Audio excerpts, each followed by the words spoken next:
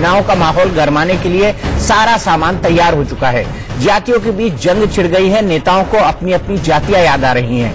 विपक्ष सरकार के घोटाले खोज रहा है और सरकार विपक्ष के आरोपों की काट की तलाश में है। सियासी बिसात पर दिन भर क्या क्या गोटियां बिछाई जाती रही, उन सबका ब्यौरा लेकर हम हाजिर हैं। शुरुआत एक ऐसी खबर से जिसे सुनने भर से कलेजा कांप जाता है। जम्मू कश्मीर के उरी में एक महिला ने अपनी सौतेली बेटी को जितनी दरिंदगी से मारा, उसका बयान करते हुए पुलिस के अफसर तक रो पड़े।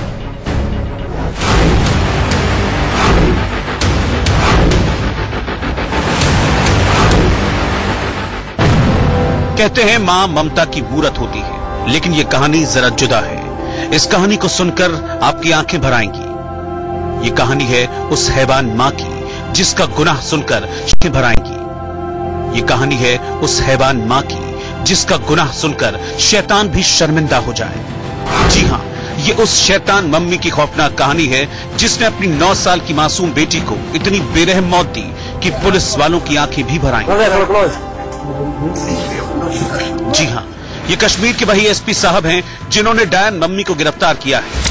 इलाके के लोग इन्हें केस सुलझाने पर सम्मानित कर रहे हैं, लेकिन इनकी आंखें भर आई हैं। ये भूल गए हैं कि वर्दी इन्हें जज्बाती होने की इजाजत नहीं देती, लेकिन ये भी आखिर एक इंसान है।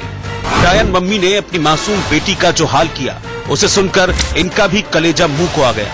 सुनिए एसपी साहब लोगों से क्या कह रहे हैं। कोई मुबारक की बात नहीं है, बहुत बड़ा साया है। अगर आप सुनेंगे कि जिन हालात में इस बच्ची की इज्तिमाई आबरूरेज़ी हो गई है और फिर किस तरह कत्ल किया गया है, मेरे ख्याल में इससे बड़ा जुल्म शायद ही हुआ होगा। 20 साल मैंने ऐसा केस आज तक नहीं किया। ये बहुत ही ज्यादा लड़खड़ाती वारदात है जिसको मैं लफ्जों में बयान नहीं कर सकता। बकौल कश्मीर पुलिस, ये कश्मीर में हुआ अब तक का सबसे खौफनाक गुनाह है।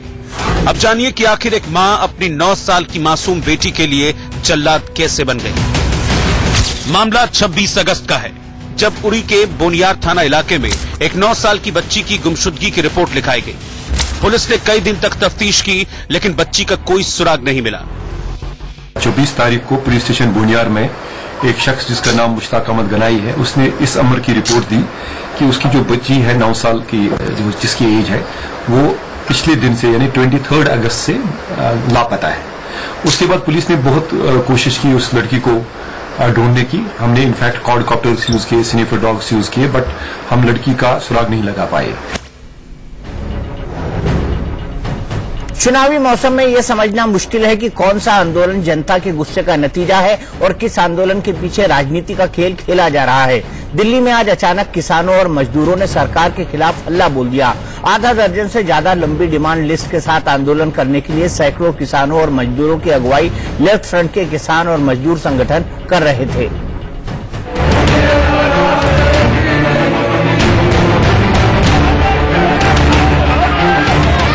दिल्ली की सड़कों पर उमड़े इस सैलाब ने 2019 के महासंग्राम में मोदी सरकार के लिए खतरे की घंटी बजा दी। अपने हक की आवाज बुलंद करने वाली इस भीड़ में किसान भी हैं और मजदूर भी। ऑल इंडिया किसान महासभा की अगुवाई में मोदी सरकार के खिलाफ इस हल्ला बोल किसान संघर्ष रैली को लेफ्ट संगठन अखिल भारतीय किसान महासभा और सीटू का भी साथ मिला। जिन नीतियों की बात करके 2014 में मोदी सत्ता में आए थे, उसके उलट काम करना उन्होंने शुरू कर दिया। चाहे किसानों की समस्या का सवाल हो, चाहे मेहनत कश की समस्या का सवाल हो, चाहे महिलाओं की सुरक्षाओं का मामला हो, चाहे महंगाई का मामला हो, चाहे बेरोजगारी का मामला हो। जिन वादों को लेकर ये सरकार 2014 में सत्ता में आई थी, उसके पूरा उलट काम कर रही है। न रोजगार सृजित हो रहे हैं, महंगाई बेतहाशा बढ़ रही है, पेट्रोल डीजल के प्राइस कहां जा रहे हैं, आसमान छू रहे हैं, आप देख रहे हैं। और जब लोग संघर्ष कर रहे हैं, जब लोग इसके खिलाफ विरोध कर रहे हैं, तो उस विरोध की आवाज को दबाया जा रहा है। अलग अलग तरीके से अलग अलग इंस्टीट्यूशंस पे दबाव डाला जा रहा है। रामलीला मैदान से संसद भवन तक हुए इस मार्च के जरिए किसानों और मजदूरों ने अपनी मांगों को सरकार के सामने रखा है। इनकी मांग है कि पेट्रोल डीजल की रोज बढ़ रही कीमतों पर लगाम लगाई जाए, खाद्य वितरण प्रणाली की व्यवस्था को ठीक किया जाए, बेरोजगारी दूर करने के लिए प्रभावी कदम उठाए जाए, सभी मजदूरों के लिए न्यूनतम मजदूरी भत्ता 18,000 रूपए प्रति माह तय किया जाए। इसके अलावा ये संगठन किसानों के लिए स्वामीनाथन कमेटी की सिफारिशें लागू करने, खेतीहर मजदूरों और किसानों का कर्ज माफ करने की भी मांग कर रहे हैं। सरकार से किसानों की मांग है कि खेती में लगे मजदूरों के लिए एक बेहतर कानून बने, हर ग्रामीण इलाके में मनरेगा ठीक तरीके से लागू हो, उन्हें खाद्य सुरक्षा, स्वास्थ्य, शिक्षा और घर की सुरक्षा मिले, मजदूरों को ठेकेदारी प्रथा से राहत मिले और जमीन अधिग्रहण के नाम पर किसानों से जबरन उनकी जमीन न छीनी जाए। मोदी सरकार के आने के बाद बेरोजगारी का जो आंकड़ा है हिंदुस्तान की आजादी के बाद सबसे ज्यादा है, 5.5% ये पहुंच चुका है। पकौड़ा बनाने की आप सलाह दे रहे हैं, लोगों को रोजगार नहीं दे रहे हैं, तमाम स्थायी पदों को समाप्त करने का प्रयास कर रहे हैं। कॉन्ट्रैक्ट एम्प्लॉयमेंट लाने के नाम पर आप 1 दिन से लेके 500 दिन के रोजगार को रोजगार बता रहे हैं।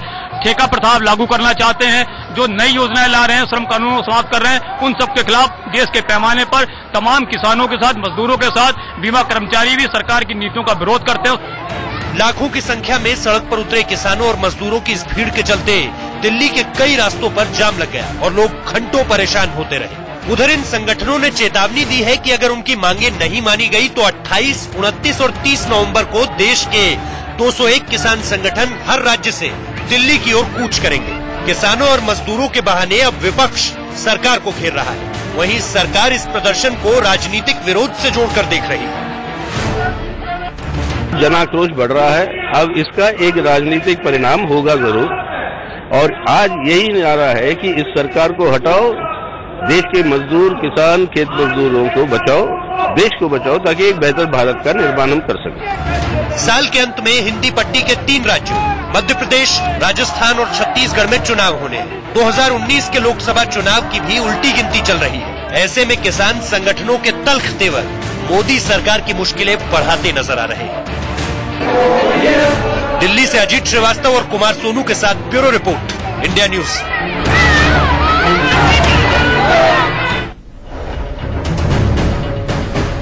राफेल विमान को लेकर विवाद थमने का नाम नहीं ले रहा। अब राफेल डील को रद्द कराने की अर्जी सुप्रीम कोर्ट पहुंच गई है, तो वायुसेना ने राफेल विमान की जमकर तारीफ करते हुए कहा कि हमें उसके उड़ने का इंतजार है। चुनाव में विपक्ष कहीं इस मुद्दे को लेकर न उड़े, इसके लिए मोदी सरकार ने भी होमवर्क पूरा कर लिया है। आज कैबिनेट की बैठक में राष्ट्रीय सुरक्षा सलाहकार और डिफेंस सेक्रेटरी ने मोदी कैबिनेट को राफेल डील से जुड़े सभी तथ्यों का विस्तार से ब्यौरा दिया।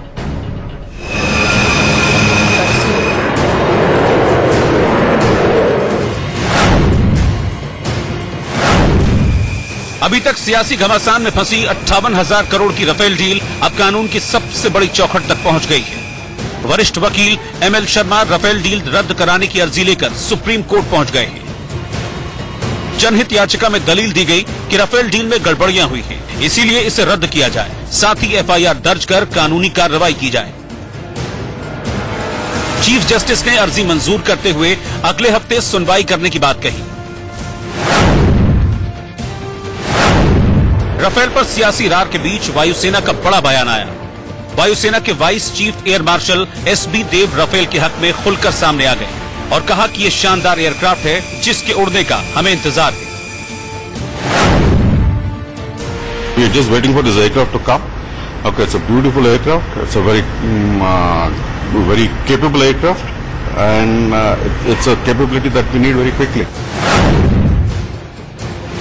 एयर मार्शल SB देव ने यह भी कहा, राफेल को लेकर जो भी बात चल रही है और जो कुछ भी हो रहा है वो सिर्फ इसलिए क्योंकि लोगों के पास ज्यादा जानकारी नहीं है।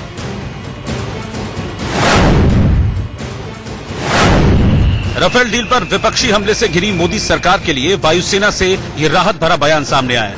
लेकिन राफेल डील पर सुप्रीम कोर्ट का क्या रुख होता है, इस पर अब सबकी नजरें टिकी हैं।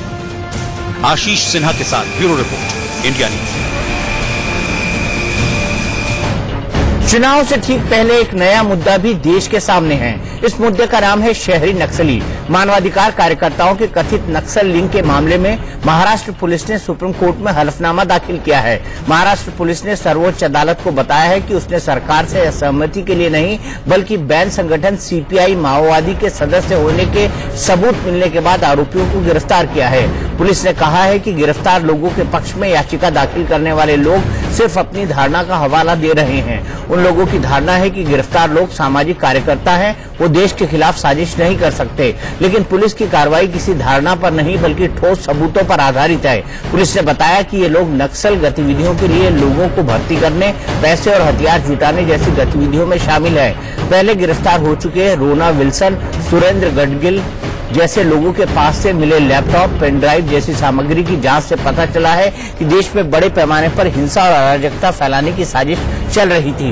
ये सब लोग उस साजिश के अहम किरदार हैं। पुलिस ने अपनी कही गई बातों को साबित करने के लिए कोर्ट में सीलबंद लिफाफे में सबूत भी पेश किए। पिछले हफ्ते मंगलवार को महाराष्ट्र पुलिस ने एक्टिविस्ट सुधा भारद्वाज, गौतम नवलखा, अरुण फरेरा, तेलुगु कवि वरवर राव और वेर्नॉन गोंजाल्वेस को गिरफ्तार किया था। इन पर अनलॉफुल एक्टिविटीज प्रिवेंशन एक्ट की धाराएं लगाई गई थी। एक दिन बाद सुप्रीम कोर्ट ने महाराष्ट्र पुलिस को आदेश दिया था कि उन्हें गिरफ्तार करने की बजाय उनके घर में रखा जाए। सुप्रीम कोर्ट ने 6 सितंबर तक उन्हें जेल नहीं भेजने का निर्देश भी दिया था। सुप्रीम कोर्ट ने असहमति को दबाने की कोशिश पर चेतावनी भी दी थी। कोर्ट ने इतिहासकार रोमिला थापर और अन्य की याचिका पर महाराष्ट्र पुलिस को नोटिस जारी किया था। इस याचिका में भीमा कोरेगांव हिंसा मामले में इन कार्यकर्ताओं की गिरफ्तारी को चुनौती दी गई थी। पुणे पुलिस ने इस नोटिस के जवाब में ही अपना हलफनामा कोर्ट में दाखिल किया है। पुणे पुलिस ने कहा है कि इन लोगों को घर पर नजरबंद रखने से जांच प्रभावित हो रही है। ये लोग घर पर रहकर भी दूसरों के संपर्क में हैं। इस तरह से सबूतों को मिटाने का काम कर सकते हैं। पुलिस ने आरोपियों के पूछताछ के लिए सुप्रीम कोर्ट से एक बार उनकी कस्टडी की मांग की है।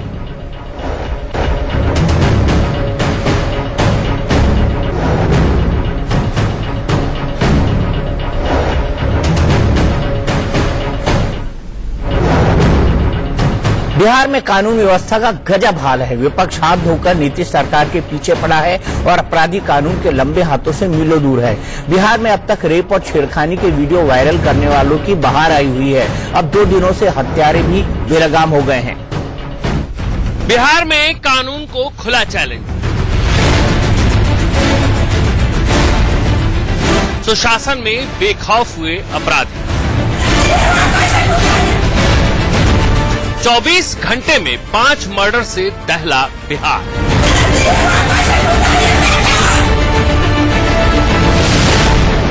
एक बार फिर बिहार सुर्खियों में है। मुद्दा कानून व्यवस्था का है और निशाने पर सीएम नीतीश कुमार है। 24 घंटे में ताबड़तोड़ हुई हत्या की 5 वारदातों ने सूबे में सुशासन की कलई खोलकर रख दी। अकेले बेगूसराय में 3 हत्याओं का मामला सामने आया है। वहीं आरा में एक युवक की तो छपरा में एक बैंक के चौकीदार की गोली मारकर हत्या कर दी गई। बेगूसराय में हत्या की पहली वारदात पौष माने जाने वाले रिफाइनरी थाना क्षेत्र में हुई, जहां बदमाशों ने दिन दहाड़े एक महिला की गला रेत कर हत्या कर दी। महिला का पति किराए की दुकान चलाता है। उसकी किसी से कोई रंजिश भी नहीं थी। ऐसे में माना जा रहा है कि बदनीयती के विरोध पर महिला की हत्या की गई है। मामले की तहकीकात चल रही है। हमने भी घटनास्थल को देखा है और अभी तो उसके परिजन को कुछ बोलने को तैयार नहीं है। जल्दी ही इसका उद्घाटन करेंगे। बेगूसराय के ही बलिया इलाके में भी बदमाशों ने एक महिला को निशाना बनाया और उसके सिर में गोली मारकर हत्या कर दी। जबकि इसी इलाके में बेखौफ बदमाशों ने एक युवक का गला रेत कर उसे मौत की नींद सुला दिया। इस दोहरे हत्याकांड से पुलिस महकमे के होश उड़ गए। ऐसा लगता है कि तीनों केस का कुछ न कुछ कनेक्शन है, जो हत्या करके यहाँ फेंक दिया गया। इस तरह का कोई अभी बात नहीं है। अभी हम लोग जांच करने के बाद ही बता सकेंगे। ऐसी कोई बात नहीं है। हत्या की चौथी वारदात आरा जिले में हुई, जहां बेखौफ बदमाशों ने घर में घुसकर एक युवक की गोली मारकर हत्या कर दी। हत्या के बाद बदमाश आराम से फरार हो गए। बताया जा रहा है कि संतोष नाम के इस युवक का जमीन को लेकर कुछ लोगों के साथ पुराना विवाद चल रहा था। आशंका है कि इसी विवाद में इस हत्याकांड को अंजाम दिया गया। हत्या की 5वीं वारदात छपरा में हुई, जहां के साहजिदपुर इलाके में बीती रात बैंक लूटने आए बदमाशों ने विरोध करने पर चौकीदार की गोली मारकर हत्या कर दी। बदमाश 5 लाख रुपए लूटकर फरार हो गए। 24 घंटे में बदमाशों ने बिहार पुलिस को खुली चुनौती दे डाली। लोग खौफ के साए में हैं और कानून का राज होने का दम भरने वाली नीतीश सरकार सवालों के घेरे में। Bureau report, India news. 24 घंटे में 5 हत्याओं के बाद सूबे की सियासत गर्मा गई है। अब कानून व्यवस्था के मुद्दे पर सत्ता पक्ष और विपक्ष आमने सामने है। इतना ही नहीं, एनडीए के सहयोगी दल आरएलएसपी ने भी इस मुद्दे को लेकर नीतीश सरकार को कटघरे में खड़ा कर दिया है। 24 घंटे में हत्या की 5 वारदातों के बाद बिहार में जंगल राज के आरोप लगाकर लालू के शासनकाल पर सवाल उठाने वाले नीतीश कुमार खुद सवालों के घेरे में। हालांकि बिहार पुलिस मुख्यालय का दावा है कि सूबे में पिछले साल अगस्त की तुलना में इस साल अगस्त में आपराधिक वारदातों में 22.2% की गिरावट आई, लेकिन विपक्ष इन आंकड़ों से इत्तेफाक नहीं रखता। बिहार में आपराधिक घटनाएं बढ़ी हैं, लेकिन एक महीने का आंकड़ा देकर सरकार अपनी पीठ थपथपा रही है। विपक्ष तो विपक्ष, एनडीए के घटक दल भी कानून व्यवस्था के मोर्चे पर नीतीश सरकार को घेरने में लगे हैं। हाजीपुर में पूर्व वार्ड पार्षद प्रत्याशी संजीव सिन्हा हत्याकांड के बाद पीड़ित परिवार से मिलने हाजीपुर पहुंचे आरएलएसपी अध्यक्ष उपेंद्र कुशवाहा ने कानून व्यवस्था पर सवाल उठाए। उच्च स्तरीय कमेटी बनाकर इसकी जांच चाहिए और सर्वतानुसार पुलिस और प्रशासन के बड़े अधिकारियों से बात करेंगे, कोशिश करेंगे कि निष्पक्ष रूप से इसकी जांच हो जाए। बिहार की जनता को इस बात का एहसास है कि बड़े बड़े जो तथाकथित दुर्दांत अपराध शून्य करने का मंत्र अगर है वो दे दे तो हम जाप करके लौटा देंगे। बिहार पुलिस अगस्त महीने में क्राइम ग्राफ में कमी दिखाकर अपनी पीठ थपथपा रही है, लेकिन उससे पहले के 3 महीनों के आंकड़ों पर नजर डालें तो सूबे में अपराधी बेखौफ नजर आते हैं। 3 महीने में किडनैपिंग के 2171, हत्या के 667, रेप के 289, डकैती के 71 और चोरी के 7172 मुकदमे दर्ज हुए हैं, जो आरजेडी के साथ बनी गठबंधन सरकार के शासनकाल के मुकाबले कहीं ज्यादा है। ऐसे में जब नीतीश 2019 के महासंग्राम को लेकर एनडीए के साथ सीट बंटवारे की गणित में उलझे हैं, तो विपक्ष बिगड़ती कानून व्यवस्था को बड़ा मुद्दा बनाकर उन्हें घेरने में जुटा है। Bureau report, India news. देश में जितनी आबादी SC/ST की है उतनी ही सवर्णों की। एक ही मुद्दे पर इन दोनों समुदायों ने सरकार की नाक में बारी बारी से दम कर दिया है। SC/ST एक्ट में सुप्रीम कोर्ट ने बदलाव किया तो अनुसूचित जातियों ने कोहराम मचाया और अब सुप्रीम कोर्ट का फैसला सरकार ने पलटा तो सवर्णों ने आसमान सर पर उठा लिया। MP में CM पर चप्पल उछालने के बाद अब सवर्ण संगठनों ने भारत बंद का ऐलान कर दिया है। SC/ST एक्ट एक बार फिर केंद्र सरकार और राजनीतिक दलों के गले की हड्डी बन गया है। पहले SC/ST एक्ट में जमानत के प्रावधान के खिलाफ अनुसूचित जातियों के संगठनों ने गदर मचाया। सरकार ने कानून बनाकर SC/ST एक्ट को पहले जैसा कड़ा बनाया तो अब सवर्ण संगठनों ने बवाल मचा दिया। 6 सितंबर को SC/ST एक्ट के खिलाफ भारत बंद का ऐलान भी हो गया। सवर्ण संगठनों का आंदोलन मध्य प्रदेश में सबसे ज्यादा उग्र है। MP के मुख्यमंत्री शिवराज सिंह चौहान पर चप्पल से लेकर उनकी बस यात्रा पर पत्थर तक फेंके जा चुके हैं। बाकी नेताओं को भी SC/ST एक्ट का विरोध करने वाले बख्शने को तैयार नहीं है। सरकार के सामने संकट ये है कि अब बीजेपी और सहयोगी दलों के नेता भी कह रहे हैं कि SC/ST एक्ट में बदलाव गलत है। दलितों का उत्पीड़न नहीं होता देश में? नहीं होता है, होता जरूर है, लेकिन जिस रफ्तार से वो प्रकटीकरण करते हैं फर्जी हाँ, दलित बंधुओं का अधिकांश लोगों का जो है एक व्यवसाय है। पैसा सरकार दे देती है और इधर से भी फिर बाद में मुकदमा लड़ते समय पैसा लोग लेते हैं, दोनों तरफ से पैसा लेते हैं लोग, इसलिए समाज का उत्पीड़न करते हैं। किसी भी एक व्यक्ति ने भी इसके खिलाफ नहीं, सभी ने इसके पक्ष में वोट दिया है और दोनों सदनों में, लोकसभा में भी और राज्यसभा में। तो इसका मतलब सभी पार्टियां जो देश का नेतृत्व करती हैं, पब्लिक का नेतृत्व करती हैं और सभी की सहमति से ये हुआ। सरकार के सामने इधर कुआं उधर खाई वाली स्थिति है। SC/ST एक्ट में अग्रिम जमानत की व्यवस्था बहाल कराने के लिए सवर्णों ने घेराबंदी कर दी और ऐसा करने पर अनुसूचित जातियों और जनजातियों की नाराजगी झेलनी पड़ेगी। अपने शोषण के रोकने के लिए जो हमें हथियार मिला है उसको बिजनेस समझ रहे हैं, इससे ज्यादा दुर्भाग्य क्या हो सकता है। SC/ST एक्ट के खिलाफ आंदोलन की चिंगारी MP से निकली और अब छत्तीसगढ़ और राजस्थान तक पहुंच रही है, जहां 3 महीने में विधानसभा चुनाव होने। वोटरों को रिझाने में जुटी बीजेपी को डर है कि कहीं सवर्ण संगठनों का गुस्सा चुनाव में सारी तैयारियां गुड़ गोबर न कर दे। चिंता कानून व्यवस्था संभालने की भी है, जिसके लिए MP के ग्वालियर और रीवा संभाग में धारा 144 लगा दी गई। Bureau report, India news.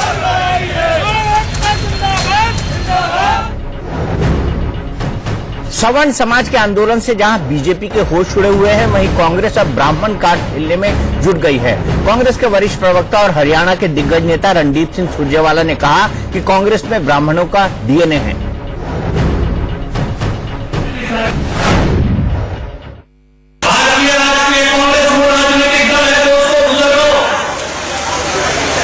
इस देश के संचालकों भारतीय राष्ट्रीय कांग्रेस वो राजनीतिक दल है जिसके खून में ब्राह्मण समाज का डीएनए है। कुरुक्षेत्र में ब्राह्मण समाज का सम्मेलन था और यही मंच से वो ब्राह्मणों को लुभाने में जुट गए। उन्होंने यहां तक कहा कि सत्ता में आते ही कांग्रेस ब्राह्मण कल्याण बोर्ड का गठन करेगी। कांग्रेस की सरकार एक ब्राह्मण कल्याण बोर्ड का गठन करेगी।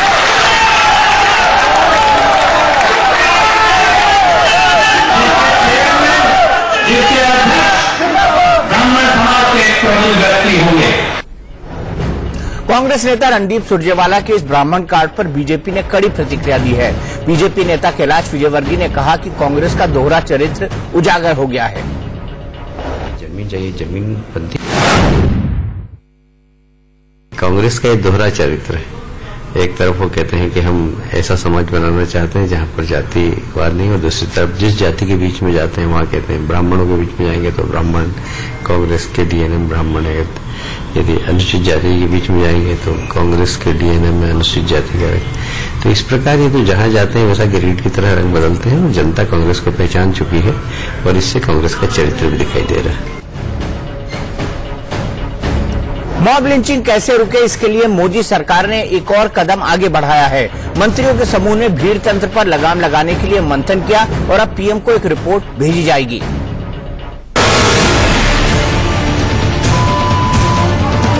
कभी गो तस्कर बताकर, कभी बच्चा चोर करार देकर, तो कभी अफवाह की आड़ में भीड़ ने कई जाने ले ली। मॉब लिंचिंग यानी भीड़ तंत्र के बढ़ते मामलों से कानून व्यवस्था का सवाल उठा तो सरकार को कमेटी बनानी पड़ी। सचिवों की कमेटी की सिफारिशें मिलने के बाद अब ग्रुप ऑफ मिनिस्टर्स की अहम बैठक हुई। गृह मंत्रालय में हुई इस बैठक में केंद्रीय गृह मंत्री राजनाथ सिंह, विदेश मंत्री सुषमा स्वराज, सड़क परिवहन मंत्री नितिन गडकरी, कानून मंत्री रविशंकर प्रसाद समेत कई आला अफसर मौजूद थे। सचिवों की कमेटी में मॉब लिंचिंग रोकने के लिए अलग से कानून बनाने की सिफारिश की थी। साथ ही जिन सोशल मीडिया प्लेटफॉर्म से अफवाह फैलाई जाती है उस पर भी नकेल कसने की वकालत की गई थी। कमेटी की हर सिफारिश पर ग्रुप ऑफ मिनिस्टर्स ने चर्चा की और इसके हर पहलू पर गौर किया गया। मॉब लिंचिंग मामले पर जीओएम की करीब 1 घंटे तक बैठक चली, जिसमें कमेटी की रिपोर्ट पर सिफारिशों का एक नया खाका तैयार किया गया, जिसे प्रधानमंत्री को सौंपा जाएगा। कैमरामैन नितिन के साथ राकेश कुमार सिंह, इंडिया न्यूज, दिल्ली। वक्त है एक छोटे से ब्रेक का। ब्रेक के बाद आपको दिखाएंगे उनकी कहानी जिनके कदमों में नरेंद्र मोदी भी छूट। 9th स्टैंडर्ड में पढ़ता था। मेरा विषय फिजिक्स और मैथमेटिक्स था। राज बिहारी मनियार बताते हैं कि नरेंद्र मोदी बहुत आदर्श छात्र थे, कभी शिकायत का मौका नहीं देते थे और स्कूल का पूरा स्टाफ उनकी प्रशंसा करता था। मिलन हाई स्कूल छोड़ी तभी वो 9th स्टैंडर्ड में था। उनका भाई एसएससी में पास हो गया था और बहुत शिक्षक सब लोग उनकी प्रशंसा करते थे। राज बिहारी मनियार आज भी नरेंद्र मोदी के कायल हैं। वो बताते हैं कि स्कूल में बालक नरेंद्र अनुशासित विद्यार्थी थे, रोज स्कूल आते थे और यूनिफॉर्म में आते थे, शिकायत का कोई मौका नहीं देते थे। स्कूल में इतना रेगुलर था और उनकी शिस्त बराबर थी, यूनिफॉर्म में सदा आता था। राज बिहारी मनियार याद करते हैं कि स्कूल से निकलते ही नरेंद्र मोदी खेलने नहीं जाते थे। नहीं, जब भी स्कूल का टाइम पूरा होता था तो उनका पिता का दुकान नजीक में स्टेशन पर थी, चाय की दुकान थी, तो उनको मदद करने के वो चला जाता था। वो दुकान छोटी थी, 30 जितने ग्राहक बैठ सकते थे, पर वो टाइम का बराबर पक्का था। स्कूल के दिनों में नरेंद्र मोदी एनसीसी में बेहद सक्रिय थे। उनके प्रिंसिपल रहे राज बिहारी कहते हैं कि मोदी एक आदर्श कैडेट थे। नरेंद्र एनसीसी में बहुत अच्छी तरीके से भाग लिया और उनको बहुत प्रशंसा भी हुई और कुछ अवार्ड भी मिले थे। सियासत में सबसे ऊंचाई तक पहुंचे नरेंद्र मोदी की नेतृत्व क्षमता रास बिहारी मनियार ने पहले ही पहचान ली थी। वो बताते हैं कि बचपन से ही मोदी छात्रों का नेतृत्व करने लगे थे। बचपन से उनमें लीडरशिप का बहुत वो था। उनके पास जो भी लड़के आते जो भी उनको अपना लीडर ही स्वीकृत कर देते थे और उनको समझाने की ताकत ज्यादा थी। रिटायरमेंट के बाद से मुंबई में रह रहे रास बिहारी मनियार कहते हैं कि आज मोदी के जिस भाषण के लोग कायल हैं, वो कला उनमें बचपन से ही थी। वो स्कूल में खूब डिबेट करते थे और सांस्कृतिक कार्यक्रमों में बढ़ चढ़कर हिस्सा लेते थे। चर्चा सभा होती थी, उसमें बहुत भाग लेता था और वार्षिक सभा में जब नाटक चेचक होता था, सोशल गैदरिंग होता था, तो नाटक में भी भाग लेता था। जब नरेंद्र मोदी बीएन स्कूल में पढ़ ही रहे थे, तभी रास बिहारी मनियार रिटायर भी हो गए। लेकिन मोदी मनियार को भी नहीं भूले। जब भी मोदी और मनियार का आमना सामना हुआ, मोदी ने उन्हें गुरु के तौर पर इज्जत बख्शी। जहां देखा जब देखा पैर छूकर प्रणाम किया और आशीर्वाद लिया। Abhishek Sharma, Mumbai, India news. कुछ लोग होते हैं जो संसाधनों का रोना रोते हैं, कुछ ऐसे भी होते हैं जो सीमित संसाधनों में भी बेहतर काम करके दिखाते हैं। ऐसा ही कुछ किया है मध्य प्रदेश के धार के एक टीचर ने, जिनकी कोशिशों ने एक सरकारी स्कूल की काया ही पलट दी।